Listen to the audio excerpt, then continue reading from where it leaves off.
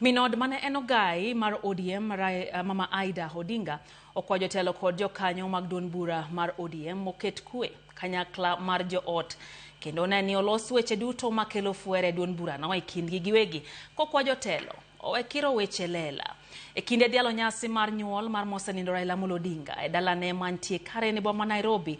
Mama Aida bende oketo ler ni onge ng'ama riembe ODM kolero ni ji duto mantie duond bura no gin jokanyo kendo onge ng'ama biro golo ng'ata e duond bura mar ODM gi thuon. Cynthia Onyango neni Karen.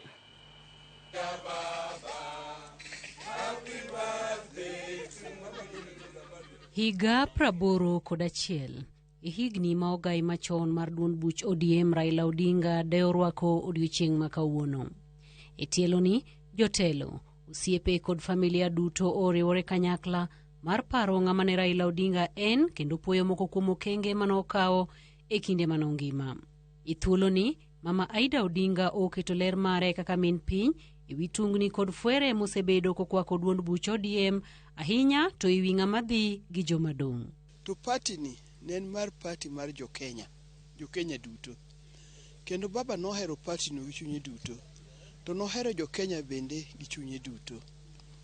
Omiyo an daher kwayo ni kapo nitie gimoro matin ma kamoro ok dhi maber. To pari en baba ne bedie do wacho ang'o. Nohero kelo ji together. Sifuna en secretary general mar party. En wuod baba.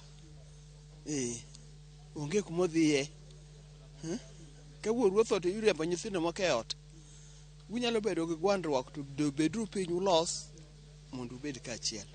Onge ng'at miriembo. Bende onge ng'at mawuok. Okwayo jotelo manomi ting' mar tayo duond buch ODM mondo ket ji duto kanyachiel kendo neni weche duto mantie makelo pogruok e paro olosi kaka joot to oksiko ka gibare wach e nyim oganda. Jotelo manowe party kod mantie party biuru mondo ubed kaachiel. Uwuo mokwongo kapok ukiro wach oko nikech weche dwa kirore oko mang'eny ahinya. Mondo kik wabed kaka jomoko ma onge mwelekeo. Mwelekeo no sinyiso en ubed piny uwacho wachu kusewacho wachu tuwuo gi duol achiel gi jatendu mawacho wachno kaka uwinjuru.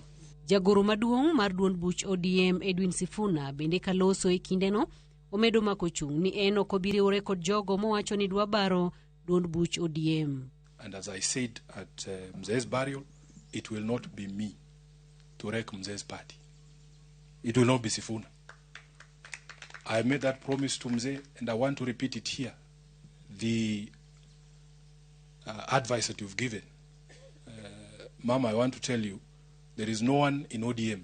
It doesn't matter how many times, how badly you've insulted me. There is no one in ODM I will not sit down with. I want to give you that assurance. You have asked us to sit and talk. I am very prepared. It doesn't matter what has happened between us. Jotelo mamoko bende omedo kwayo kwe duond burano kendo nyiso jotelo mondo riwi oganda kanyachiel. Baba also believed in building bridges. He stretched a hand to some of his worst tormentors. And at every point, he was able to heal the country and to bring it back into one. I think it is time that all of us learn from that example and stretch our hand in reconciliation, in building bridges, so that we can continue to have one family that we call Kenya, one family that is called the ODM party, and really one family irrespective of the spaces where we live. This is your Baba's t-shirt. I want you to hold it to the media.